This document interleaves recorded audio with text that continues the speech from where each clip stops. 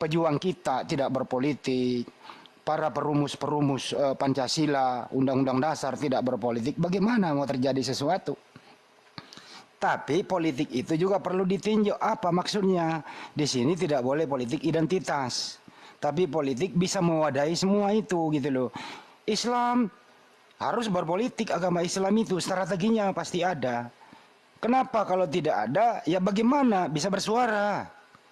Contoh ya, beberapa ini masuk ke dalam beberapa partai yang berlambangkan salib tidak laku dijual di Indonesia. Mati suri itu loh Bu. Ya, mereka bergabung kemana-mana, merambah, berpolitik mereka. Tapi alhamdulillah, ya dengan adanya nasionalisme itu ya Islam di sana layan jaya gitu loh. Ini nggak bisa dipungkiri Bu. Jadi Ibu jangan anti politik. Kalau tidak ada politik ya kita vakum. Kita tidak bisa speak, kita tidak bisa berbicara, kita nggak bisa berdemonstrasi, kita nggak bisa mengemukakan pendapat sepanjang bertanggung jawab. Jadi Ibu harus paham juga politik itu apa sebelum berbicara politik. Kira-kira gitu Bu. Ya, thank you Pak. Saya nggak anti politik. Ya, kita sah-sah saja berpolitik. Tapi begini Pak, banyak yang terjadi itu justru Tunggu. Aku mau luruskan lagi loh. Ini tema kita ya. Tema kita sebenarnya bukan politik. Tema kita ya adalah bagaimana kondisi seandainya Kristen yang menjadi mayoritas di Indonesia. Itu kan yang tadi dibahas sama-sama kan. Karena kalau Indonesia mayoritas Muslim udah kita rasakan dari Indonesia pertama kali berdiri sampai sekarang Islam mayoritas, dan kondisi yang seperti apa kita rasakan. Jadi bukan janji caleg ya, bukan janji caleg. Kalau yang lain ya mungkin masih janji caleg. Nah, itu yang coba Ibu jelaskan apa yang terjadi kalau Indonesia mayoritas Kristen. Silakan. Jadi begini, ini harus ditinjau dari segala sudut pandang ya Bang Julius ya. Makanya aku bilang tadi ini seperti main judi 50-50. Bagaimana mungkin aku bisa mengatakan pasti? Karena begini, di dalam Muslim itu pasti ada juga ajaran tentang kemanusiaan, tetapi pada faktualnya ada saja orang-orang melencengkan, benar ya. Di ajaran Kristen itu pun ada diajarkan tentang kasih, tentang rule ya, bagaimana hidup, bagaimana bertata krama, ada rule-nya, tetapi tetap saja ada juga orang-orang yang melencengkan itu. Kan begitu. Nah, kalau bicara, tapi jangan disalahkan agamanya Bu. Jangan disalahkan agamanya Bu, manusianya yang disalahkan. Ya, itulah maksud saya Pak. Maksud saya itu begini. Itu Pak, biarkan dulu, jangan disalah, tolong. Kita harus menghormati orang bicara. Silakan Bu. Iya, maksud saya itu begini Pak. Ada saja agama, bahkan perundang-undangan di dalam suatu negara itu tetap aja ada orang-orang yang melakukan suatu kejahatan. Nah, agama sudah ada itu mengatur semuanya supaya baik norma-normanya. Begitu juga dengan hukum negara. Tetap ada juga di luar sana ada banyak psikopat, ada banyak orang-orang yang melenceng. Bahkan ketika mereka juga mengatakan ya saya agama ini, gitu, tetap ada aja. Nah jadi kalau ditanya apakah Islam yang misalnya mayoritas nanti bakalan aman atau Kristen bakal aman, gue nggak bisa ngejawab Bang, karena ada banyak sisi psikologis di dalamnya yang perlu ditinjau. Cukup Bu. Artinya Ibu, mohon maaf ya saya potong, artinya Ibu tidak mau berpendapat. Tapi kalau kami berpendapat, kenapa? Begini kisahnya, dengarkan baik-baik. Sebelum Indonesia merdeka, sebelum datangnya penjajah di muka bumi, agama yang dianut oleh di Nusantara adalah Hindu. Kemudian masuklah Islam dengan berbagai pandangan Gujarat, Persia, Arab dan seterusnya itu. Islam berhasil jaya melibas hampir 90% ajaran-ajaran Hindu, kemudian agama di Nusantara itu Islam. Karena Islam diterima dengan baik, tidak dengan moncong senjata. Tapi cara berdagang yang baik, hablum minannasnya ya baik, dan seterusnya. Jadi dari Hindu menjadi Islam. Islam sudah terbentuk beberapa kerajaan-kerajaan Islam di Nusantara, kuat waktu itu.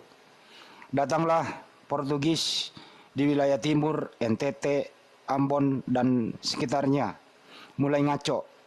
Kemudian diganti oleh Inggris, kemudian dilanjutkan oleh Belanda. Apa yang mereka bawa? Yang mereka bawa adalah T3G. Apa itu? Gold, glory, dan gospel.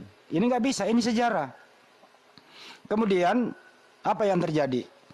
Di samping mengerus semua harta yang ada, mereka juga membangun gereja, membawa misionaris, pendeta, untuk supaya daerah jajahannya itu bisa memeluk Kristen yang dianut oleh penjajah ini. Ini fakta. Itu loh. Makanya Bible yang ibu pegang sekarang itu adalah hadiah daripada Belanda. Lembaga Alkitab Hindia Belanda diserahkan secara resmi menjadi Alkitab Indonesia pada tahun 1954. Ini fakta. Dengan digesernya, get out-nya pembawa Bible ini ke negaranya masing-masing, menimbulkan jejak-jejak yang menyakiti hati kami. Apa itu? Nenek moyang kami menumpahkan darah demi tanah air tercinta. Apa yang terjadi sesudah ini? Alhamdulillah aman dengan mayoritas Islam. Ini jangan dibohongi dong. Ini jangan dipungkiri dong. Saya mau minta satu orang saja yang ada di room ini atau siapapun, silakan masuk ke sini. Kalau Anda berani mengatakan saya tidak aman tinggal di Indonesia, get out. Ada nggak orang yang berani mengatakan dengan mayoritas Islam saya tidak aman? Artinya Anda tidak percaya TNI Polri. Aman. Di mana-mana Anda bisa melaporkan kalau ada gangguan keamanan. Yang membuat tidak aman adalah salah satu provinsi yang ingin keluar dari republik ini. Siapa di sana? Silakan terjemahkan saja sendiri. Jadi kalau saya boleh berpendapat bahwa kalau seandainya Belanda tidak berhasil kita kalahkan, Indonesia mayoritas Kristen, lihat Belanda, apa yang terjadi di sana. Undang-undang Belanda, Bu, bayangkan, alkohol ya, no problem. Narkotik, ya boleh. Prostitusi, no problem. Kumpul kebo, no masalah. Sebebas-bebasnya. Mau seperti itu. Jadi yang jelas, kalau sampai Kristen Belanda, habislah kita. Moral kita habis. Moral kita habis. Di mana-mana orang bisa dijumpai tidak pakai bra di jalan-jalan. Itu yang mau terjadi. Terjadi kalau Belanda yang berkuasa di sini. Jangan dipungkiri dong faktanya, Bu. Kira-kira gitu, Bu. Iya Pak, jadi sebenarnya di sini yang memaksakan itu sebenarnya Pak Andi sih ya. Oke, kita bahas secara spesifik detailnya. Begini, saya tidak mau masuk ke dalam ranah, misalnya begini ya, kalau teman-teman bilang, oh dari agama kami ada kontribusi dan segala macam, is oke. Sekarang kita masuk ke dalam penjajahan Belanda dulu. Apakah tidak ada pahlawan dari orang Kristen yang ikut dulu juga memenangkan untuk memperjuangkan Indonesia ini? Ada. Nah, udah itu saja, satu dulu ya Pak ya, nggak usah dilebarkan. Ada. Artinya berarti kita sama-sama juga punya rasa untuk soal kemanusiaan ya, begitu kita sama-sama berjuang di sana. Oke, itu satu. Kemudian yang kedua, Bapak kan dari tadi bicaranya masalah kayak mabuk, LGB, ya, apa jeruk makan jeruk dan lain-lain. Di mana sih Pak kita yang memang Kristen ini yang menyetujui ajaran yang tindakan yang seperti itu? Bahkan kalau misalnya nanti kita mau kembali ke ini ya Pak ya, sekarang kan banyak yang convert ke Judaisme ya, ada yang memakai Torah. Itu aturan di Torah itu bahkan lebih ketat lagi. Masa dibilang kita melegalkan yang namanya free sex atau LGB. Nah, justru kita tuh sedang berusaha untuk itu lagi, Bu. Jeruk makan jeruk aja, kena nanti kita. Oke, ya, sorry Pak, sorry. Ya, ini ada sudah satu yang nyebut nama negara ya, yang dari V. Gua kalau mau bahas itu nggak enak, takut nanti agak-agak ngeri-ngeri sedap. Tapi ini jadi bahasan kita setiap hari sebenarnya ya, masalah ke nanti entity. Oh itu udah jadi makanan kita. Cuman aku takut bahas di sini nanti roomnya ada gimana. Ya gitulah. Oke. Masalah jeruk. Ya? Tunggu Pak. Masalah jeruk, minum jeruk. Ya. Itu kita sangat kemarin kita baru bahas ya. Itu kita sangat tidak menyetujui, dan bahkan kami yang sesama Kristen ini pun berusaha untuk menggiring saudara-saudara kami bahwa di dalam kekristenan itu kasih itu jangan keblinger. Nah, kita berjuang untuk itu. Kenapa? Kalau kita nanti kembali ke Torah ya, jangan dipikir Torah itu tidak berlaku. Tetapi ini sedikit ya Pak, tetapi kita sudah tidak lagi berada di bawah hukum Torah. Bukan karena perbuatan kita diselamatkan, enggak. Tetapi kalau orang sudah diselamatkan pasti sanggup dong melakukan perbuatan ABC yang baik. Nah, dalam Torah dan aturan-aturan Kristen itu sangat ketat sebenarnya. Jadi nggak fair dong Pak kalau dibilang kalau kita itu membiarkan, kita nggak pernah setuju. Dan tidak pernah ada agama, nggak usahlah agama Kristen atau Muslim ya, nggak pernah ada agama kayaknya yang menyetujui itu. Itu kedua. Ketiga. Oke, baik Bu. Tunggu tadi satu lagi Pak. Oke. Tadi Bapak bilang masalah yang 3G. Itulah yang saya maksud ketika sudah itu ada nuansa-nuansa politik di dalam. Kalau sudah bernuansa dengan politik, selalu ada kepentingan di dalam Pak. Dan itu terjadi kepada semua agama. Begitu. Thank you. Wah, kalau untuk 3G Bu, jangan melempar batu sembunyi tangan. Kebalik ya, jangan melempar tangan sembunyi batu Bu. Kebalik juga ya. Jadi gini ya Bu ya. Kalau untuk 3G ini bukan politik, tapi sasaran utama Belanda. Gitu ya. Itu target utamanya. Kan ingin menggerut harta Republik ini, alasan rempah-rempah, tapi golnya yang Anda yang ambil. Sampai sekarang kan masih diambil Bu. Gimana sih? Itu satu ya. Mereka datang ini kan tidak membawa tangan kosong. Bawa peralatan lengkap, berikut Bible-nya. Buktinya kan bangun gereja dia di sini. Satu. Ya betul kata Ibu, pahlawan kita tidak semua umat Islam. Ada juga pahlawan dari sana. Kita akui itu. Tetapi mayoritas Bu. Tapi tidak pernah saya mendengar sejarah haleluya Indonesia merdeka. Tapi semuanya Allahu Akbar. Kan gitu. Itu juga sejarah dan itu fakta. Itu yang pertama Bu. Kedua Bu, tadi saya ulang ketiga kali Bu ya. Dengarkan baik-baik. Jeruk makan jeruk itu terjadi di daerah mayoritas Kristen. Pelakunya adalah pendeta, tempatnya rumah ibadah namanya gereja. Ya, tidak ada negara yang mayoritas Islam memproklamirkan jeruk makan jeruk. Tapi di daerah kantong-kantong Kristen. Ini fakta loh ya. Coba Ibu survei. Ya, jeruk makan jeruk bersumber daripada mayoritas atau kantong-kantong negara itu mayoritas penduduknya Kristen. Turki menolak dengan keras. Yang ada di mana Bu? Nggak usah saya sebutkan, masa Ibu nggak tahu gitu loh. Artinya apa? Inilah fenomena yang berkembang yang bisa kita jadikan patokan pondasi. Kalau agama ini berkuasa, kalau agama ini mayoritas, akan terjadi begini juga. Tapi Islam sudah berkuasa, Islam sudah mayoritas di Indonesia, keadaannya menolak. Gitu loh. Nah kalau Ibu tadi mengatakan alkohol tidak mungkin dong. Bisa kita halalkan kalau Kristen berkuasa, nggak bisa begitu. Contoh di luar negeri siapa? Saya belum pernah mendengarkan negara yang mayoritas Kristen melarang alkohol. Tidak ada, bebas. Jangankan alkohol Bu, yang identik dengan narkobok juga boleh itu beberapa negara itu, sepanjang masih taraf sesuai dosisnya kan gitu. Indonesia coba undang-undangnya bagaimana? Kenapa demikian? Kalau seandainya Kristen yang mayoritas, alkohol itu dihimbau malah. Saya kasih data satu di Amsal 3, 1 nomor 6. Berikanlah minuman keras itu kepada orang yang akan binasa, dan anggur itu kepada orang yang susah hati. Jadi kalau Kristen yang berkuasa mayoritas di Indonesia, alkohol diberikan kepada orang miskin. Alkohol diberikan kepada orang galau agar merupakan kegalauan dan kemiskinannya. Tidak perlu diberikan bantuan lain-lain gitu loh. Ini perintah di Amsal 31 nomor 6. Makanya banggalah dengan mayoritas Islam di Indonesia. Belum lagi Bu ya, belum lagi nih. Kalau strategi perangnya di tempat Ibu dipakai bagaimana ulangan 20, waduh. Parah Bu, ini yang dipakai Belanda masuk di Indonesia Bu. Saya beli cuplikannya dikit. Apabila engkau mendekati sebuah kota untuk berperang melawannya, maka haruslah engkau menawarkan damai kepadanya. Apabila kota itu menerima perdamaian itu dan dibukanya pintu gerbang bagimu, maka haruslah semua orang yang di situ melakukan pekerjaan rodi. Jadi kata kerja rodi itu bersumber dari Bible Ibu.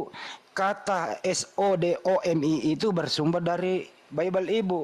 Tetapi nih, kota itu menerima perdamaian kerja Rodi, tetapi apabila kota itu tidak mau berdamai dengan engkau melainkan mengadakan perlawanan dengan kau, haruslah engkau mengepungnya.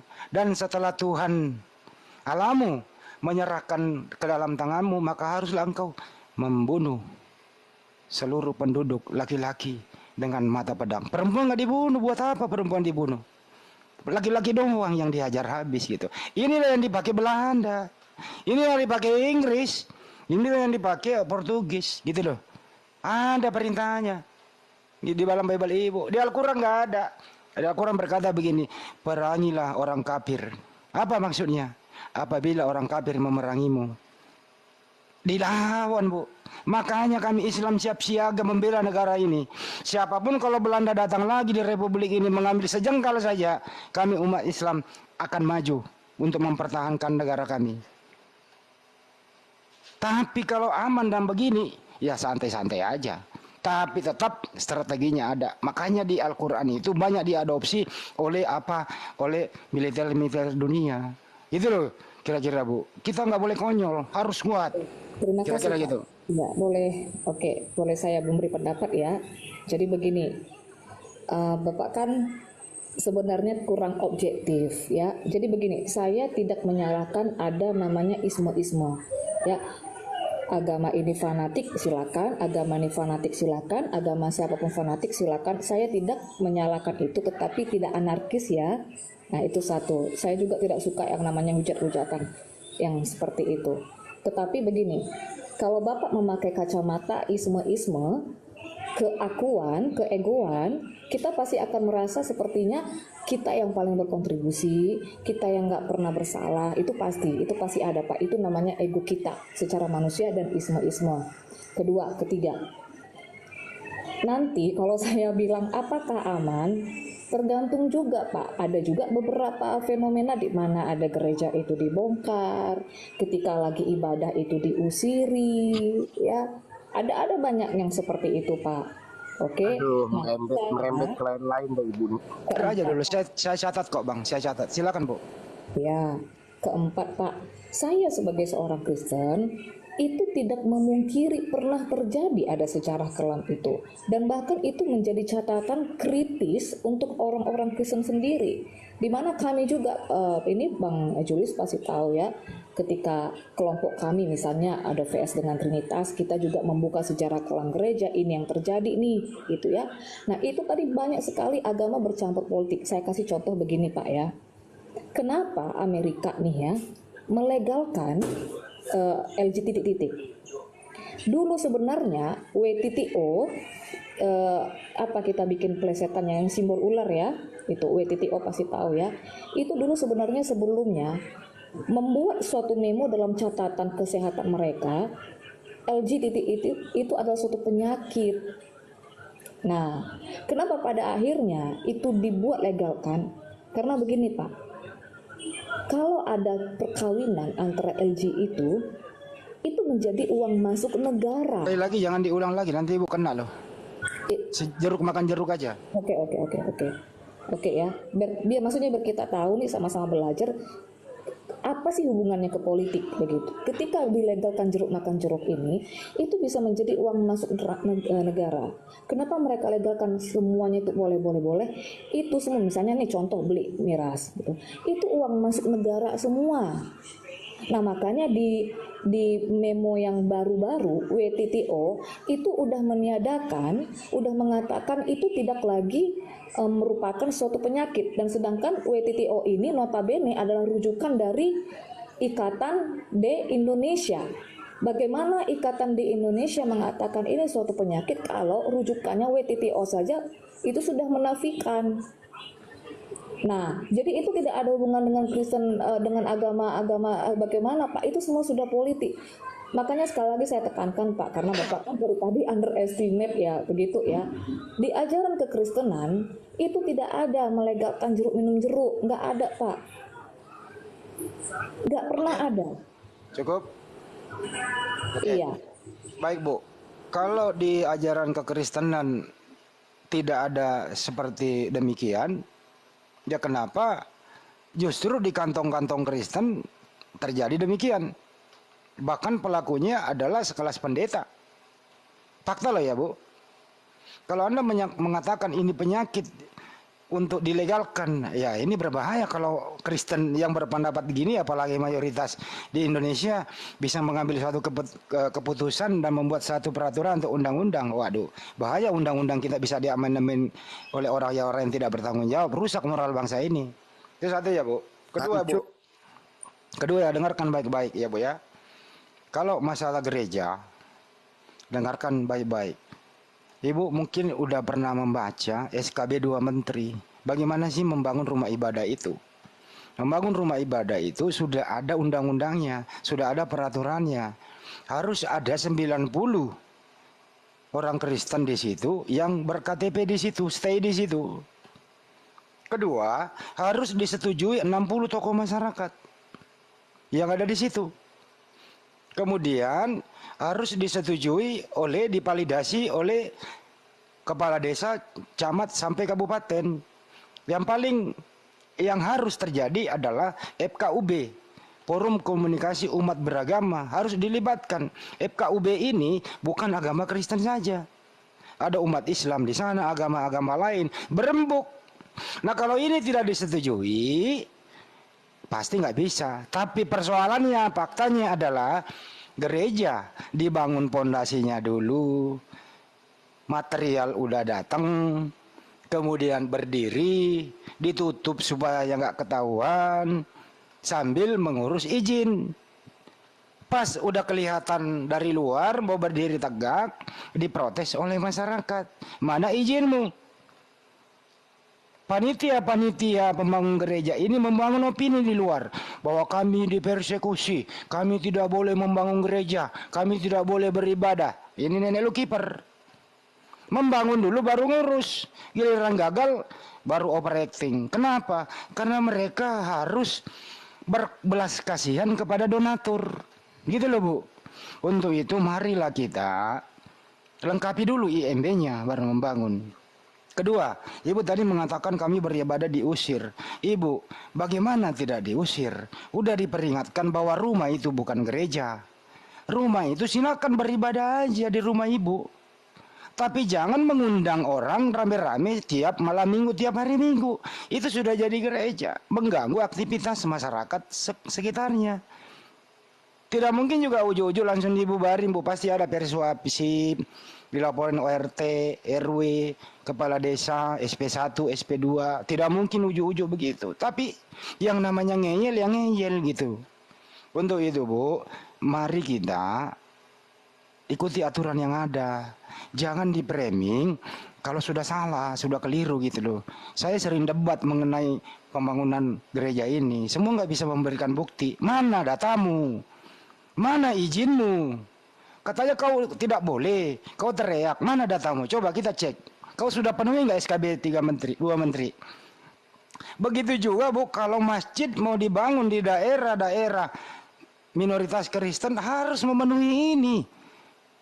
Di salah satu provinsi kami punya masjid Bu, dilarang untuk dibangun. Bahkan bupatinya turun tangan melarang itu. Apa kami teriak-teriak? Tidak. Kami berusaha memenuhi prosedur yang berlaku. Masjid Kuba, Masjid Al-Aqsa yang ada di Papua sana Bu, dilarang keras. Ibu baca dong berita. Apa kami teriak-teriak? Tidak. Kemungkinan itu belum izinnya keluar. Kami mundur, kami berusaha bagaimana bernegosiasi supaya izinnya terpenuhi dulu. Tapi berbeda pada panitia-panitia pembangun gereja ini. Izinnya nggak ada, teriak-teriak, merasa diskriminasi, dikriminalisasi, dianggap sebagai minoritas, dan seterusnya. Kenapa? Melas-melas. Supaya apa? Supaya donatur kasihan. Nambah lagi dong donaturnya dong, biar kita melawan. Enak aja, nggak bisa. Itu loh Bu, fenomena yang terjadi. Jadi jangan di-framing kalau nggak punya data Bu, silakan. Oke, Pak, sebenarnya dari beberapa itu ada yang sudah ada IMB-nya. Itu ada, itu satu ya. Kedua begini Pak, sebenarnya tidak ada loh larangan kalau rumah itu dipakai untuk beribadah, untuk berkumpul. Nggak ada larangan sebenarnya Pak. Ada nggak peraturan undang-undangan di mana rumah itu tidak boleh dipakai untuk beribadah? Nah, rumah itu bukan dipakai untuk berbuat maksiat, tetapi untuk ya kita memuji Tuhan kita begitu ya. Saya kutip ada satu ucapan dari Rocky Gerung RG ya. Yang tidak boleh diganggu itu ibadah. Yang boleh diganggu doktrin. Ibaratnya doktrin ini kan melibatkan intelektual, akal budi, nggak masalah kita mau kritisi, apa kita harus open mind. Tetapi yang namanya ibadah dalam bentuk apapun, dimanapun, ini tidak boleh diganggu. Ini berlaku, misalnya ada Muslim mau ibadah, Kristen nggak boleh ganggu. Atau agama Buddha mau ibadah, agama pun nggak boleh ganggu. Oke, itu kedua Pak. Tadi saya lupa ya ketika Bapak tadi mengangkat tentang ulangan dan lain-lain. Begini Pak, saya sebagai seorang Kristen yang memang setiap hari saya itu mengelaborasi eksegesi dan lain-lain belajar sejarah, nggak mungkin dong Pak Andi itu lebih ngerti daripada saya. Contoh nih ya. Kenapa Tuhan menumpas bangsa Amalek misalnya ya? Bangsa Amalek itu ini terserah mau diterima atau tidak ya, seperti Kanaan, Amalek itu udah hybrid Pak. Kalau Bapak baca nanti up to date perkembangan zaman, ada yang namanya manusia hybrid itu ya, yang udah mengalami percampuran. Tapi terserahlah mau terima atau enggak. Kemudian bangsa Amalek itu adalah keturunan penyihir, banyak penyihir-penyihir, dan kemudian mereka itu akan terus menggenosida orang Israel, menghabisi. Dan kemudian ada juga yang melakukan penyembahan berhala yang mereka persembahkan anak-anak mereka ke dewa-dewa yang anak-anak dikuliti dan segala macam. Dan Tuhan itu adalah sang kuasa prima, dia hukum tertinggi, dia lex superior. Jadi Tuhan itu punya hak prerogatif untuk ya seperti kita nih, orang tua nih. Bapak misalnya Pak Handi punya anak. Pasti Pak Handi tahu dong mana yang terbaik untuk anak Pak Handi. Kan bagi Tuhan tuh bangsa Israel itu kan anak dia. Bener nggak? Bapak sebagai selaku bapak pasti lebih tahu dong mana yang mau dilakukan, yang terbaik untuk anak Pak Handi ini. Kalau ada orang nih yang mau ngapain anak Pak Handi, pasti Pak Handi lakukan apa? Pasti dong nge-safety-kan anak sendiri. Itu adalah hak prerogatif yang tidak bisa diganggu gugat sebagai dia lex superior hukum yang tertinggi itu. Oke, itu ketiga Pak. Kemudian yang keempat begini.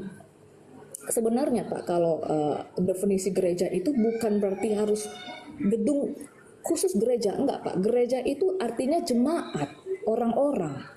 Jadi ketika orang melakukan ibadah dalam rumah, itu sebenarnya nggak boleh gitu Pak diganggu.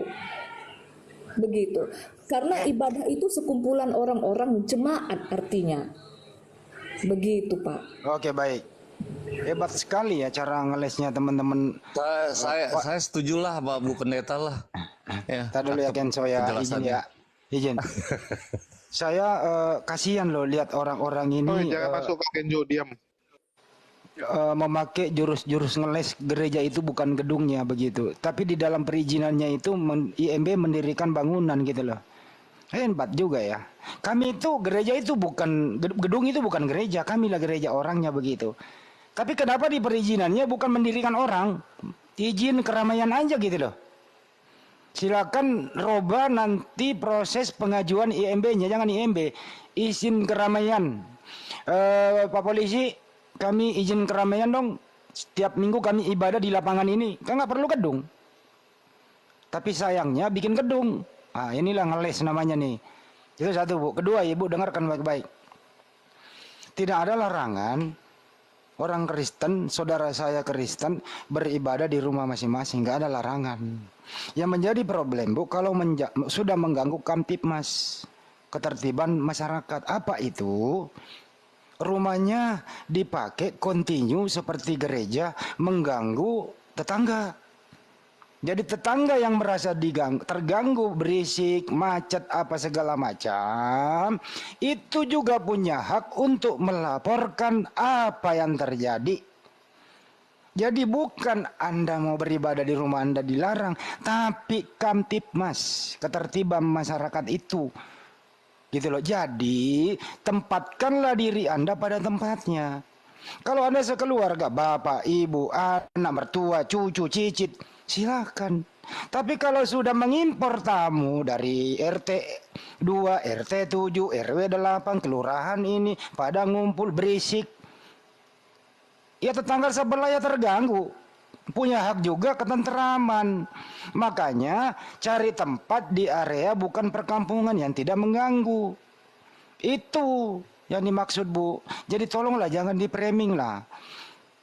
Mestinya tuh kita tuh sebagai warga negara yang baik, lebih baik kita legowo, mengakui apa yang tidak kita perbuat, jangan melawan dan jangan ngeyel, supaya semua ini transparan gitu. Saya nggak bisa ngebayangkan kalau orang-orang ini yang berkuasa, apa yang terjadi gitu loh. Ya semua hukum dilawan, yang penting kehendak gua, emang gua pikirin lu pada kan gitu. Ya begini ya Bu, ya kalau Anda Ibu menolak ulangan di perjanjian lama, ya mari kita cek perjanjian baru, apa yang terjadi. Di perjanjian baru Bu, ya Ibu mungkin nggak mau membaca nih, dengarkan baik-baik. Di Matius 10:34, jangan kamu menyangka bahwa aku datang untuk membawa damai di atas bumi. Aku datang bukan untuk membawa damai, melainkan pedang. Matius 10:34, Lukas 19, Lukas 12:49-51. Lukas 19:27, akan tetapi semua seteruku ini yang tidak suka aku menjadi rajanya, bawalah mereka kemari dan bunuhlah mereka di depan mataku. Ini perjanjian baru. Matius 15:30, dan campakkanlah hamba yang tidak berguna itu ke dalam kegelapan yang paling gelap, di sanalah akan terdapat ratap dan kertak gigi. Ajaran belas kasihan macam apa ini? Perjanjian baru lah ya. Gimana ini Bu bisa menyikapinya? Kalau ini yang berlaku di Republik ini, apa yang terjadi? Orang tidak mau membawa damai kok, melainkan pedang. Siapa perkataan ini gitu kira-kira Bu? Silakan. Aduh Pak, aduh. Begini, Jangan menertawakan data Bu. begini Pak ya. Tunggu sebentar, ini ada sedikit suara noise. Oke, kenapa saya tertawa Pak? Begini, saya ini kan seperti saya bilang tadi ya, kami ini ada di bagian keteologian yang mengelaborasi sampai ke bahasa-bahasa asli, melihat konteks, melihat bla bla bla dan segala tetek bengeknya. Ya, di Al-Qur'an Bapak juga ada yang namanya istilahnya hermeneutik. Ya, di kami juga ada yang namanya hermeneutik. Kan nggak mungkin Pak, Bapak yang lebih ngerti untuk membahas itu daripada kami, daripada saya. Sebenarnya gini, nggak usah. Sorry Bu, saya nggak menerjemahkan, saya baca aja loh. Saya nggak nafsir tadi. Giliran saya, giliran saya Pak ya. Jadi begini. Iya tapi izin Bu, Ibu jangan mengadili saya hanya membaca, saya nggak menafsir loh Bu. Lanjut. Ya, Oke, kira-kira begini. Iya, kira-kira begini Pak. Dari awal tadi masuk saya sampai sekarang yang mengadili dan diadili itu siapa Pak? Kayaknya saya nih yang merasa diintimidasi, yang di framing terus, yang kalau misalnya saya memberikan pendapat yang dibilang ngeyel. Bener nggak? Ya memang Ibu ngeyel tadi kadang-kadang. Ya memang nyatanya kayak gitu gimana? Nah, oke. Jadi terusin Bu, tapi tadi izin Bu ya, saya tadi baca apa adanya, saya tidak menafsir. Silakan Ibu tafsirkan sendiri hermeneutiknya seperti apa, silakan. Oke, begini. Kalau misalnya Kenjo dari mau belajar nih sama pendeta muda nih. Aduh, Sama kau ibu. kalau sama cewek kau cepat kayak pergi kau Kenjo. Nah, begini. Kita ini kan ada dua orang. Bapak lawan bicara saya juga ada lawan bicara Pak Handi. Secara logika, pasti dari perspektif Pak Handi saya ngeyel. Secara logika dari perspektif saya, ya saya bisa bilang aja Pak Handi kok nggak nangkep, Pak Handi kok ngeyel, dan Pak Handi kok sepertinya ngototan. Kan bisa aja, bisa nggak ya? Bisa. Bisa Bu, silakan, nggak apa-apa. Iya, oke. Nggak apa-apa. Nah jadi ya is oke. Yang penting kita nggak anarkis, kan begitu aja. Nggak apa-apa. Saya nggak tersinggung kok dibilangin ngeyel Bu. Iya. Yang penting Ibu menjelaskannya dengan baik, silakan.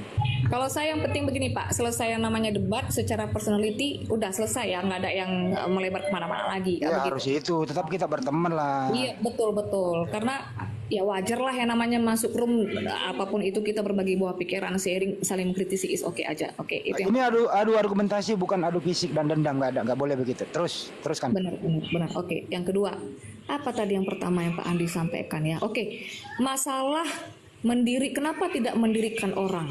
Oke, yang namanya mendirikan Pak, yang namanya membangun itu berarti sebelumnya tidak ada. Kalau mendirikan orang artinya orang ini sebelumnya tidak ada. Misalnya begini, gimana saya mau bilang, ini secara benar logisnya, bagaimana saya mau mengatakan mendirikan Pak Handi, Pak Handinya sendiri sudah ada nih secara materi. Kan nggak mungkin. Yang namanya mendirikan atau membangun itu adalah substansinya dari sesuatu yang belum ada menjadi ada. Nah, ketika dikatakan mendirikan gereja, nah memang ini yang jadi banyak kesalahpahaman ya. Sebenarnya kalau dilihat dari sejarahnya di zaman-zaman dulu, orang beribadah dari zaman Yesus itu di bukit-bukit, di bawah pohon, di lorong-lorong. Nggak ada, misalnya denom-denom buat gereja dengan palang, nggak ada seperti itu. Tidak ada aturan gitu loh Pak. Nggak ada sebenarnya larangan aturan membuat ibadah di rumah, mau buat di mana, nggak ada sebenarnya larangan seperti itu. Karena yang namanya yang mendirikan jemaat itu artinya perkumpulannya itu yang tadi belum ada, kemudian dijadikan ada. Yang tadinya belum ada perkumpulan, dibuatlah satu perkumpulan. Nah, kan nggak mungkin dibilang judulnya mendirikan orang. Nggak cocok lah kan Pak. Nah, mendirikan jemaat, membangun jemaat, yang artinya sekumpulan orang. Oke, itu yang ketiga. Kalau dibilang tidak teratur, saya belum pernah Pak melihat ya, tapi terserah Bapak mau terima atau enggak. Contoh pernah rumah saya itu dibuat ibadah, misalnya sekali seminggu. Misalnya rumah kita bernalar logis ya, misalnya rumah ini kita bikinlah tipe 45 dengan jangkauan berapa kapasitas sih? Kita bikin aja lah 5-6 orang. Kelompok-kelompok kecil, atau kita bikin makin banyak pun bikin 20. Oke.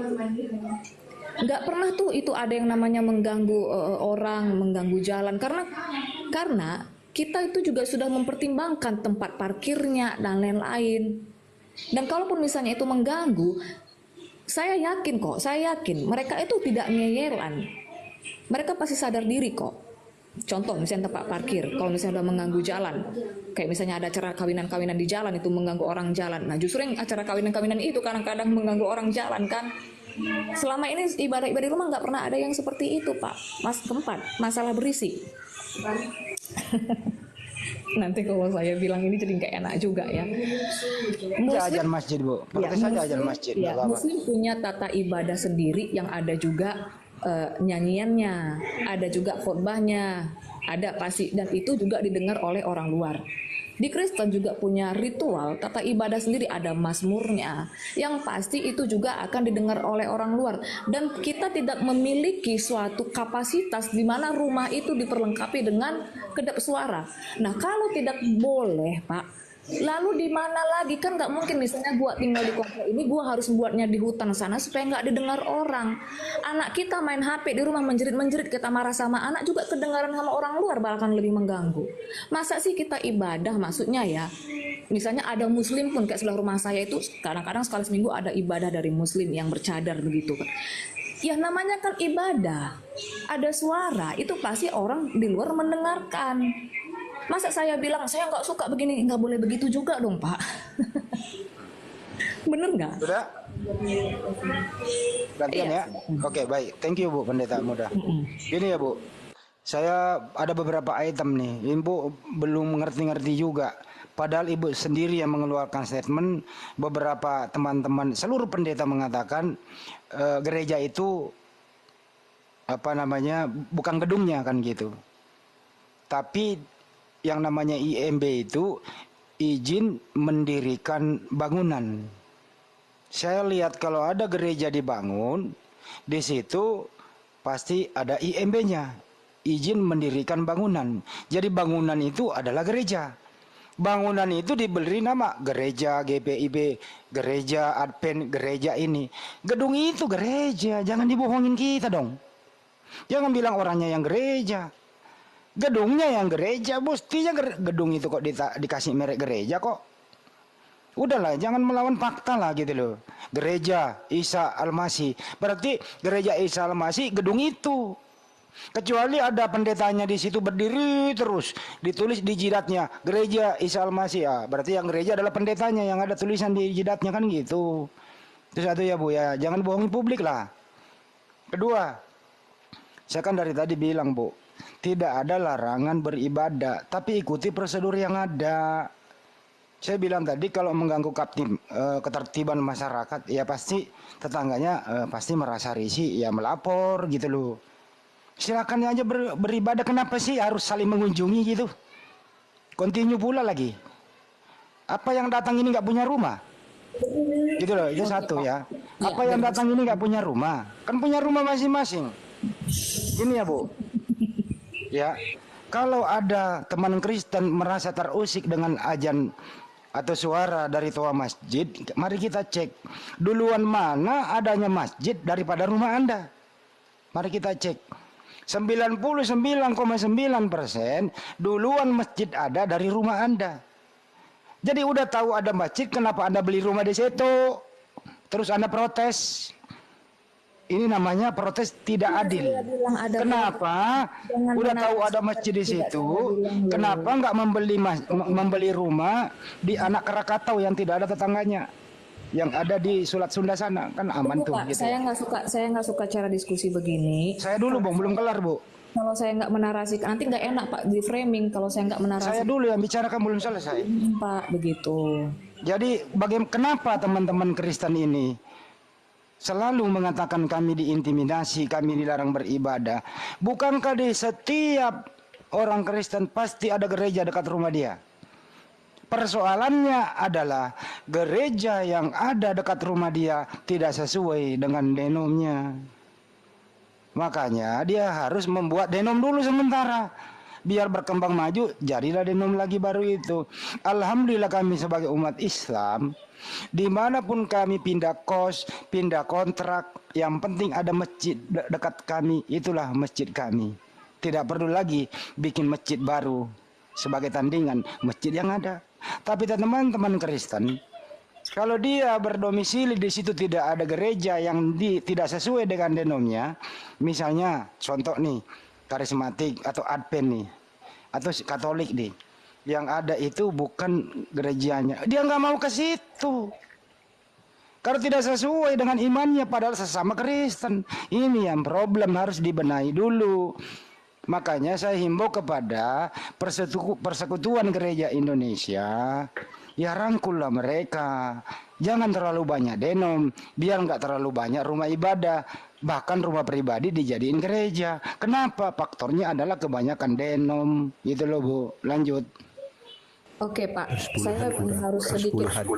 Oke, saya harus sedikit memberikan ini ya, poin-poinnya Pak ya. Yang pertama, yang mengundang saya masuk kemari itu adalah host. Itu satu ya Pak ya.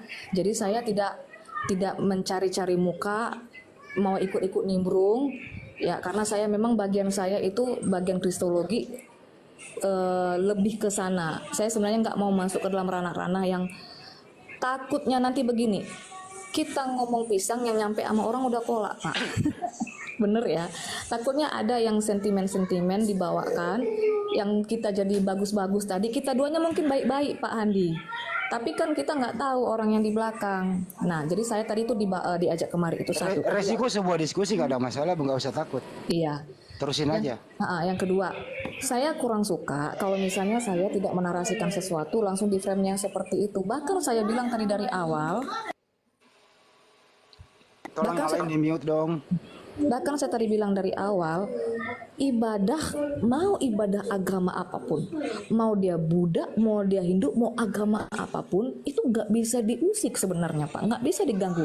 Bahkan kalau misalnya di sebelah rumah saya, misalnya ada Muslim nih mau ibadah, dia bernyanyi suara kedengaran, itu nggak bisa diganggu. Nah, di sebelah rumah saya itu ada Muslim beribadah. Kalau Bapak tadi bilang poinnya begini, kenapa sih harus masukkan orang dari RT, RTT? Ibadah apa sih namanya, saya nggak tahu ya, yang dilakukan oleh tetangga saya itu juga orang-orangnya dari komplek-komplek mana gitu Pak, tapi nggak ada komplain ya. Mereka kan ibadah, bukan melakukan suatu kejahatan. Justru saya aware dari awal, ibadah tidak bisa diganggu. Doktrin silahkan dikritisi. Tunggu Pak sebentar, ada noise. Jadi kalau saya nanti di frame jadi anti ini, jangan dong memframing sesuatu yang nggak kita nyatakan. Ibu dia berada di mana sih ini kok agak-agak noise? Oke, kedua. Terus ketiga begini Pak, kalau Bapak bilang gereja itu adalah gedungnya, sebenarnya begini ya, ke sesama Kristen saja kita berusaha untuk, aduh ribut banget.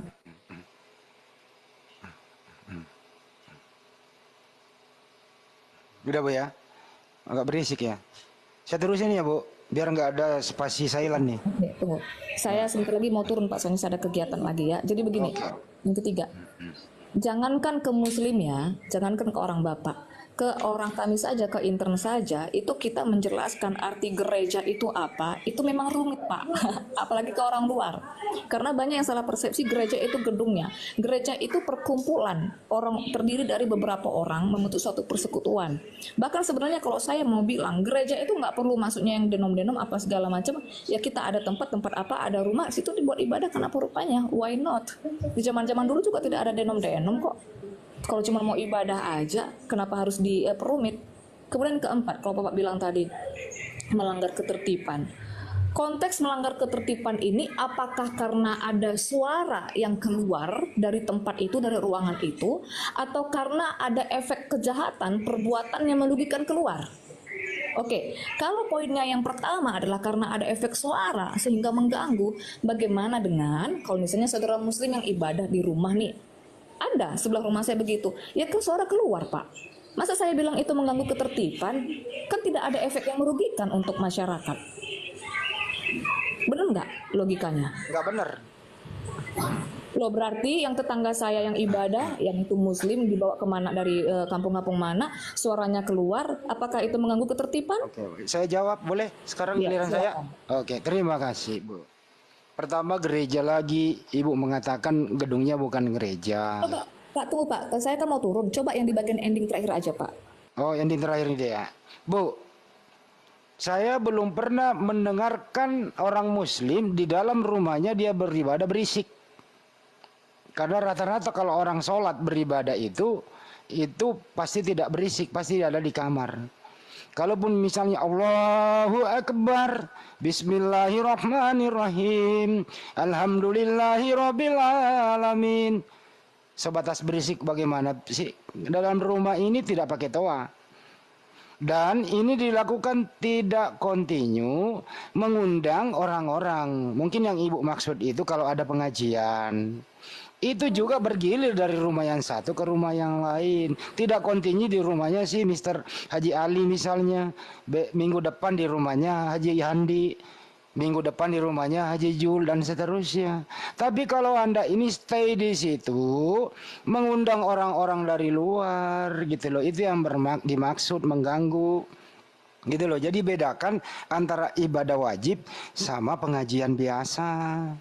Itu tidak kontinu di situ. Kalau Ibu kan kontinu di rumah.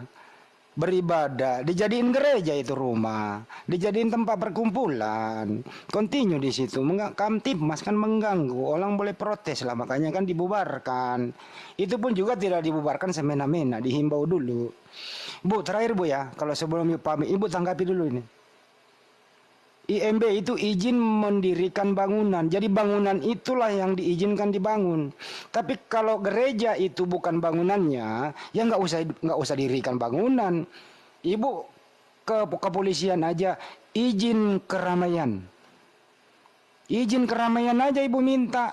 Tiap minggu, hari Minggu di lapangan mana, tiap minggu di lapangan mana. Anda kan nggak butuh gedung. Anda kan nggak butuh gedung, ya stadion aja lah. Misalnya di JIS, Tanjung Priuk sana, izin beribadah hari Minggu. Karena nggak butuh gedung kami, butuh stadion aja, udah. Itu aja, tapi buktinya adalah bangunan itu kok disebut gereja, gimana sih anak kecil aja tahu. Itu apa nak? Itu gedung gereja Pak. Gereja apa namanya nak? Gereja Advent. Itu di Kemayoran, gereja apa itu? Yang pernah kita lewat Jul itu gede banget gitu loh. Itu gedungnya yang gereja. Jangan akal-akalin orang lah. Masa orangnya yang gereja? Gedungnya yang gereja Bu, bukan orangnya gitu loh. Lanjut. Oke, silakan. Bapak tidak tahu bahwa di zaman sekarang itu banyak sekali terjadi pendistorsian kata dan makna. Contoh ya, kalau kita mau bahas Bible, contoh. Ini contoh sedikit aja. Kenapa kalian mentuhankan manusia? Tuhan kok menjadi manusia? Nah, teologi sini kita nih Bu, waduh, gua demen nih.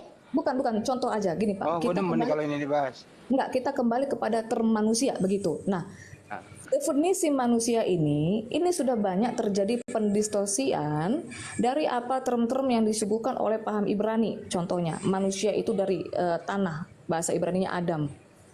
Oke. Nah, jadi banyak sekali hal-hal yang terjadi pendistorsian makna kata, termasuk tentang gereja. Itu satu. Tapi begini Pak, saya tidak mau terlalu panjang menjelaskan ini karena di kekristenan sendiri pun ada yang tidak menerima dan tidak nyambung. Kan nggak mungkin saya memaksakan orang di luar, lo harus ngerti, oh nggak bisa. Saya hanya memberikan ini teh manis ya, terserah mau terima atau enggak. Mau dibilang sirup juga nggak apa-apa, no problem. Kedua, tadi kan Pak Andi bilang, ini Pak Andi udah membuat suatu 2 poin yang berbeda. Yang pertama Pak Andi tadi komplain masalah IMB bangunan. Oke. Yang kedua masalah rumah dijadikan ibadah. Ini coba kita pisahkan, bedakan ranahnya. Ini mau dibahas IMB bangunan yang kenapa setelah bangunan ini berdiri dijadikan tempat ibadah, kok nggak ada IMB-nya, atau masalahnya adalah rumah yang dijadikan tempat ibadah. Nah ini harus satu-satu Pak. Kalau masalah Ibu yang bawa 2 topik tadi itu. nah oke, kalau misalnya kita Bukan bikin saya yang bawa 2 topik, saya bawa tadi 1 topik. Ibu melebar tadi, makanya jadi 2 deh tuh. Silakan. Oke, berarti kita ini harus spesifik, kita mengkerucut kan begitu. Misalnya, Ibu yang mau dibahas yang mana? Saya kuasai dua-duanya. oke nggak apa-apa, saya nggak punya banyak waktu sih. Yang kedua aja kita bahas poinnya ya. Rumah dijadikan tempat ibadah. Di dalam ibadah itu ada ritual, misalnya seperti bernyanyi atau apa. Di mana ada undang-undang itu salah Pak? Coba. Oke. Saya kan dari awal tadi Singkat saja, mengatakan, Pak, singkat ya saja. singkat, tidak ada undang-undang melarang orang menyanyi dalam rumah, tapi dilarang untuk mengganggu kamtipmas, ketertiban masyarakat, itu yang dilarang. Paham Oke. sampai sini? Oke. Lu mau ibu di rumah sendiri jungkir balik, berisik begitu paling tetangga yang negur. Tapi kalau sudah impor pemain, ya continue di situ, ya tentu mengganggu kamtipmas. Seputarannya itu ya tentu protes. Ini loh maksudnya. Paham sampai sini? Oke, Silakan. baik, Pak. Sekarang begini, definisi mengganggu ketertiban ini, yang pertama, ini coba kita secara jujur ya dari Pak Handi ini ya, diberikan definisi mengganggu ketertiban, apakah karena ada suara-suara yang keluar dari dalam rumah itu keluar, atau karenakah ini orang Kristen? Seandainya ini bukan orang Kristen, misalnya nih orang karaoke atau ada ibadah yang lain, atau misalnya ibadah agama kita sendiri, suaranya keluar nih sampai rumah, keluar rumah. Kira-kira ini bagaimana? Apakah ini tidak bisa juga diberikan standar yang sama untuk mengganggu ketertiban? Paham nggak Oke, maksud mungkin saya? aku jadi juri dulu. Jadi kalau udah bicara standar gini Bu, ya memang nggak ada standar jelas. Tapi kan kita punya namanya toleransi. Waktu kecil kita belajar PPKM. Nah, itu, Jadi gini, Bu. itu. Ya, Bu Kristi, kalau ibu sampai ditegur sama tetangga, artinya ada something tuh, ada something dengan Bu Kristi. Mungkin hubungan selama ini nggak baik, mungkin Bu Kristi selama ini sombong, ya. Karena Indonesia ini kan sangat menjunjung tinggi toleransi. Ya, Indonesia ini sangat ramah tamah. Kadang-kadang kita mau negur tetangga yang buat salah, kita segan. Kenapa? Nggak enak tetangga loh. Nah, jadi kalau sampai bisa ditegur, itu pasti sudah benar-benar nggak bisa lagi dibiarkan. Ya, itu menurut standar Indonesia. Oke, silakan Bang Andi. Boleh nggak saya tanggapin? Terusin dulu Bu, nggak apa-apa. Nanti habis ini saya. Nah, itu jawabannya yang mau saya arahkan tadi adalah toleransi. Nah, sekarang kalau, aduh. Nah, kalau kita bicara toleransi, artinya yang kiri ini dipertemukan di tengah, yang kanan dipertemukan di tengah. Bagaimana nih jalannya? Sekarang kita kalau masuk ke dalam fenomena, mungkin ada betulnya. Sekarang kita kan boleh mengambil poin, bisa ada betulnya dibilang Bang Julius. Misalnya, mungkin selama ini si orang ini agak sombong, nggak mau berbaur ke masyarakat. Saya pernah dibuat ibadah di rumah, dan itu suaranya nyanyi-nyanyinya kedengaran sampai luar. Kompleks saya itu banyak yang muslim dan aman. Gak ada yang merasa terganggu. Nah, kita mungkin masuk ke dalam fenomena detailnya. Mungkin aja yang punya rumah ini selama ini terlalu cuek nih sama orang setempat, atau nggak ada apa sih istilahnya itu ya, kayak Ya, nggak pernah sosialisasi. sosialisasi. Kalau aku susah membuat suatu diksinya. Kalau kata orang karo ari-ari apa sih, tawar menawar. Ya, jadi contoh nih Bu Kristi, Iya. aku pernah jumpai ya kasus ya. Kemarin itu salah satu sama dia bikin komsel di rumahnya. Ya, dia bikin komsel di rumahnya. Dia tuh pendatang. Dia nggak minta izin dulu sama tetangganya. Nggak cerita dulu kalau dia akan bikin acara gitu. Jadi yang datang itu lumayan banyak, 30-an, ada sekitar mau 20 mobil. Jadi kan mobil tuh menghalangi tetangga-tetangganya. Jadi tetangganya datang komplain. Terus begitu datang komplain, tahu nggak jawaban yang punya rumah? Ya seperti biasalah, karena mungkin culture shock gitu ya. Karena yang ngadakan acara ini seperti Bu Kristi, enggak lah, seperti si Sarah lah, ngomongnya agak-agak apa kau gitu kan, langsung dimaki-makinya tetangganya. Ah. Ya. Memang kan kalau culture orang suku Bu Kristi kan lebih keras gitu. Malah dimarahin ya tetangganya. Jadi tetangganya datang nanya itu mobil kok banyak kali gini-gini, malah dimaki sama yang punya rumah gitu. Terus udah udah cekcok mulut, nganggar-nganggar, saudaraku pejabat, awas kau gitu kan. Menurut Bu Kristi, minggu depan kalau diadakan lagi bakal diterima nggak sama masyarakat? Tidak. Nah, makanya tadi Bang Julius, kalau Itu dia. misalnya Kadang kita butuh kesadaran dari iya, orang yang buat ngerti. acara. Oke. Nah, jadi makanya ini sedikit aja ya. Ketika kita bicara toleransi ini bagaimana mencari jalan tengah antara yang kiri dengan yang kanan. Makanya kita harus detail. Ini kasuistik. Fenomenanya apa dulu? Kasusnya apa dulu? Kalau misalnya kasusnya seperti ini, ya itu kan harus dicari jalan. Saya objektif kalau memang seperti ini caranya dimaki-maki balik, ya itu salah. Makanya jangan ini ya, jangan membias begitu loh kasusnya. Apa kasusnya? Harus masuk nih, supaya kita bisa cari jalan keluarnya. Supaya nanti bisa kita sama-sama menerapkan dari muslimnya ini pun dapat toleransinya, dari Kristennya pun dapat toleransinya, kedua-duanya enak, begitu. Bener nggak? Jadi tidak saya lagi, saling Bu. intimidasi begitu, Pak.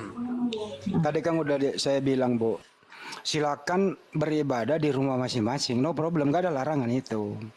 Yang larangan tadi seperti kasuistik ini, kasus-kasus, ya itulah kasus itulah yang terjadi yang kita bahas. Kita mau bahas ini kasus, saya dulu, Bu, kan belum kelar. Ini tadi ada Kita komen di bawah. ya, kita ini membahas kasus. Rata-rata kasus yang ada karena orang yang beribadah di komplek di dalam rumahnya ini, ada gereja radius 1 kilometer dari rumahnya sebenarnya bisa dipakai. Cuma karena mereka ini tidak cocok dengan denom itu. Jadi membuatlah suatu komsel lah istilahnya. Ini continue, Ibu, continue dilakukan. Oke lah, cuman sekali nggak ada masalah. Ini continue tiap minggu, tiap hari apa begitu. Ya, tetangga tentu protes dong. Itu yang problem. Tapi kalau umat Islam, tidak pernah saya mendengar, Julius, besok kita sholat berjamaah di rumahnya Haji ini. Nggak ada itu faktor kayak gitu. Sholat berjamaah ya di musola, di masjid. Nah, kalau undangan untuk besok malam kita takziah atau yasinan di rumah ini, itu juga nggak continue gitu loh. Yang dimaksud di sini kontinuitas. Seakan-akan rumah ini adalah gereja. Nah ini di sini biang keroknya, Ibu. Masa Ibu nggak sadar-sadar juga sih? Saya tanya kok sama orang-orang mereka itu, kenapa sih ada beribadah di sini? Seperti kasus kemarin di Pandeglang apa di mana itu, gitu ya. Kenapa Anda beribadah? Ya karena kita gerejanya nggak sesuai dengan denom kita yang ada dekat rumah. Nah ini problem loh. Inilah menjadi problem karena tidak semua orang bisa beribadah di gereja yang dia tidak sukai, yang tidak sesuai dengan denomnya. Berbeda kami umat Islam, di mana ada masjid itulah masjid kami. Pak Lamsen datang ke Papua, sulit menemukan gereja Advent. Ya, Pak Lamsen datang ke NTT, sulit menemukan gereja Advent. Sebaliknya juga begitu. Saudara-saudara saya Katolik datang ke Jakarta, tinggal di Kelapa Gading, ya sulit untuk ibadah di sana, di mana ada Katoliknya. Makanya tinggal di komplek itu, bikinlah komsel-komsel Katolik di dalam rumahnya. Continue Bu, sambil menunggu di mana kita bisa bangun gereja. Gitu loh maksudnya. Kalau kami nggak ada niat tuh, saya mau saingi masjid ini kok karena masjid itu nggak cocok dengan mazhab saya, nggak bisa. Masa Ibu nggak paham sih masalah kasus ini? Ibu saya yakin paham deh, tapi Ibu nggak mau jujur aja. Ngomong dong apa adanya, Bu. Kira-kira gitu, Bu. Begini, kita nggak usah dulu melebar yang ke lain-lain, Pak. Nggak usah, bukan tidak lebih jujur, tapi masalahnya sekarang ini adalah pendapat ini tidak diterima. Kan saya nggak bisa paksakan, saya bilang tadi. Begini, Kan Pak Handi bilang jangan continue. Satu, dan jangan mengundang orang-orang dari luar. Saya bertanya, undang-undangnya yang melarang di mana? Itu satu. Kalau tidak ada, maka kita masuk ke dalam kasus. Yang kedua, problemnya adalah berarti karena ribut. Bener nggak? Kalau tidak ada, Kamtipmas, Bu. Tadi saya ke Kamtipmas. iya lah Ngerti Pak. nggak sih Kamtipmas? Ketertiban keamanan masyarakat. Assalamualaikum warahmatullahi Aduh. wabarakatuh. Iya, kita kan bicara masalah ketertiban, keamanan. Oke, bagaimana kalau misalnya ada nih yang misalnya dia tinggal di komplek Muslim, terus mereka tuh fine-fine saja, no problem juga kan? Jadi Ya, masalah cari gereja dong dekat rumah Anda. Kan banyak gereja dekat rumah. Kenapa sih nggak ke gereja? kan pertanyaannya, nah di sini kan auranya jadi sentimen berarti Pak Andinya kan pertanyaannya begini, Pak Andi bilang Kamtipnas mengganggu ketertiban keamanan lingkungan. Gimana nih seandainya kalau ada dalam lingkungan ini mereka merasa fine aja. Contoh di komplek saya ada beberapa kali misalnya continue dalam rumah, komplek ini aman-aman aja baik-baik. Ini gimana? Ya itu berarti Anda tidak mengganggu keamanan. Nah, kalau begitu, Tetangga Anda tidak terganggu. nah, kalau begitu Pak jawabannya, kalau misalnya tidak terganggu, jawabannya jangan cari gereja yang lain. Nah, sekarang begini, kita detailkan lagi. Kalau tidak terganggu ya sudah aman. Kalau terganggu, maka yang dibutuhkan adalah sosialisasi antara duanya. Kalau Itu tidak, aja. kalau terganggu ya jangan mengganggu. Selesai itu kan selesai kok. Waduh, sekarang begini Pak, kita mendefinisikan diri kita ini terganggu dan diganggu. Ada banyak orang yang tidak begini Pak. Kita kan kalau misalnya diganggu sesuatu itu yang menjadi masalah adalah kalau kita sudah mengalami kerugian. Kan begitu. Bu, kalau ibu beribadah di rumah ibu sendiri dengan keluarga ibu, ada yang protes nggak? Kita nggak usah masuk ke situ Pak. Tadi kan kasuistiknya mengundang orang lain. Ya iya, makanya justru mengundang orang lainnya menimbulkan persepsi tergantung lingkungannya. Itu yang menjadi masalah. Kok ibu nggak paham-paham dari tadi ya? Ini saya pagari ya, coba luruskan ya.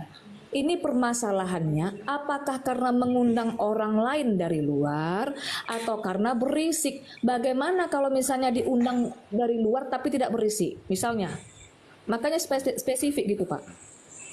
Assalamualaikum warahmatullahi wabarakatuh. Kamtipmas itu bukan masalah berisik saja. Tapi ya seperti tadi diterangkan, pasti bawa kendaraan, parkir sembarangan. Itu kan gangguan Kamtipmas juga. Orang mau lewat nggak ada jalan gitu loh. Kalau oke lah nggak berisik, silent semua, datang doang, mingkem semua, mulut dilakban semua, nggak ada yang ngomong. Tapi bagaimana dengan kendaraan yang dibawa? Kita inilah yang namanya suka standar ganda ya. Saya sudah sering kali melihat kalau misalnya mengganggu jalan. Pernah nggak ngelihat perkawinan kawin yang di jalanan yang sampai ditutup semua jalan? Itu tinggal tiap minggu kawin di situ, Bu. Itu ada izin keramaian. Ya sudah Pak, kan ini juga bukan Pernikahan itu ada izin keramaian, Bu. Izin nutup jalan dikasih boleh, enggak apa, enggak ya enggak jadi gitu loh. itu diberi izin, oke? Nah, Ibu ada izin nggak? Begini Pak, mari kita memandang dari orang lain sama-sama, kan begitu ya? Itu ada izin. Tetapi saya pernah Pak, hanya untuk jaraknya yang 10 meter, saya harus putar balik itu sampai putar keliling dunia hanya untuk mencapai warung itu, gara-gara ditutup jalan itu. Ibu terganggu. Kira-kira itu begitu saya nggak? Oke. Kalau Ibu terganggu, kenapa Ibu enggak pergi protes ke kantor polisi karena kantor polisi yang memberikan dia izin keramaian? Nah, Ibu nggak bisa protes sama orangnya karena dapat izin. Ibu protes kepada yang memberi izin. Itu dong warga negara yang baik. Toleransi namanya. itulah yang namanya toleransi. Kita Ya menggunakan iya, jangan protes yang mengajakkan hajatan. Nah, Protes apa? kepada yang memberi izin hajatan. artinya apa? Itu. Artinya penduduk di situ berpikir begini, ah sudahlah, kan bukan setiap hari, sekali-sekali. Begitu Nah, Pak. Ibu, Begitu. gereja di dalam rumah continue nggak? Ada izinnya nggak? Kagak ada. Di mana ada undang-undang Pak buat ibadah di rumah mengundang? Ada Pak, ada Bu, ada. SK 2 Menteri. SK 2 Menteri itu Sudah ada tadi, Bu. itu buat gereja itu Pak. Ini di rumah, ini di rumah. Ini di rumah. Makanya nggak ada Pak Ada undang-undangnya aturannya. Pak. Ya. Bu, dengarkan itu Pak yang Bance tadi Nah, di udah SK2 Menteri itu juga rumah tinggal tuh jangan jadikan rumah ibadah. Tuh ada aturannya kok gitu. iya Ya, jadi gini dunia aku. nih kita nih hidup bukan kayak binatang, ada aturan gitu loh, ada aturan gitu ya. Republik Indonesia nih ada aturan gitu. Jadi bukan semua perut kita. Memang kalau kita lihat sama ini orang-orang Kristen selalu memframing gitu loh, ya cari masalah gitu, dilapor ke sana sini. Sementara di kalian sendiri di Roma 3 Roma 31 13 itu ya kalau tidak salah ya. Nomor 1 itu kan wajib taat kepada pemerintah gitu. Jadi aturan ini sudah dibikin pemerintah, Bu. Ya. Tempat kita nih barusan ini di Tebuai itu ada orang Kristen itu ngadu orang Katolik ngelarang dia bikin rumah ibadah. Ini dilaporkan polisi ini dah. Perempuan satu itu gitu loh. Ya. Jadi jangan mutar-mutar sana sini lah, Bu, ya. Kita dah sama tahu toleransi umat Islam ini dah luar biasa. Bangun rumah ibadah, ada izin, ada aturan. Rumah tempat tinggal juga gitu, Bu. Ya kan? Nggak bisa dijadikan tempat rumah ibadah terus-menerus. Kalau sekali-sekali no problem, Bu. Gitu loh, ya. Jadi jangan ngeles kayak gitulah. Jangan licik kayak gitu loh. Ya. Lebih baik Ibu renungkan kata-kata Paulus gitu, Bu. Kata-kata Paulus, ya. Di 1 Korintus 14 nomor 34 35. Kalau Ibu ni masih percaya dengan Paulus ya. Coba perhatikan 1 Korintus 14 nomor 34 35. Apa tu kata Paulus gitu ya? Kalau Paulus hidup, mulut kau ni dah ditempeleng Paulus tu enggak? Pak, Tempeleng Paulus mulut kau. jangan menafsirkan. Bacakan dulu. Kalau Bukan aku nak baca, aku nak nafsirkan itu. kalau Santai Pak Sopir, santai. ya begini Pak Enggak ya. dari tadi mutar belit kayak gitu, masih nak bela diri. Ya kan? Kebiasaan mereka ni gini. Ini Pak ya. Licik seperti ular gitu loh. Kita kan bebas ya. Kita Orang kayak gini gitu. Pak Cik jangan gitu, Pak Cik. Biar Jangan. Nah, kalau kau bebas Jangan. kau jangan kritik aku gitu kalau bebas. Iya. Kalau Saya mau kalau baca bebas nih kau ayat jangan kamu kritik nih. aku, ngeritik tu bebas gitu loh. 1 Korintus berapa? Oke, Kamu begini aja, Bang bawa Julius, kamu mau Bang baca Julius. bawa dalil. Bang Julius, begini ya, saya 1 Korintus 14 nomor 34 35. Perempuan ni tidak sopan bicara depan jemaat, itu tahu enggak kau? Tempeleng Paulus mulut kalian itu. Bang Julius, Nah, itu loh ya. Kurang ajar tuh artinya gitu loh. saya nggak bisa lanjut. Lanjut. Jadi tadi saya kan diajak kemari. Terserah kau. Kau baca pelan-pelan 1 Korintus 14 34 35. Kau baca pelan-pelan. Salam. Kalau kau percaya Ibu pendeta ucapan Paulus. masih bagus ini enggak ada jangan Pak kurang Cik, ajar. jangan Iya, jangan Tuhan jangan. memberkati Udah semuanya. jangan Pak Cik. Iya, Nggak usah sepak. Enggak tadi putar Bang. Nah, kalau nggak aku sepak Pak Cik, udah jangan dulu. Nggak apa-apa. Kak Kristi santai dulu. Aduh Pak Cik. Gini ya. Udah, Sebentar ya, izin ya.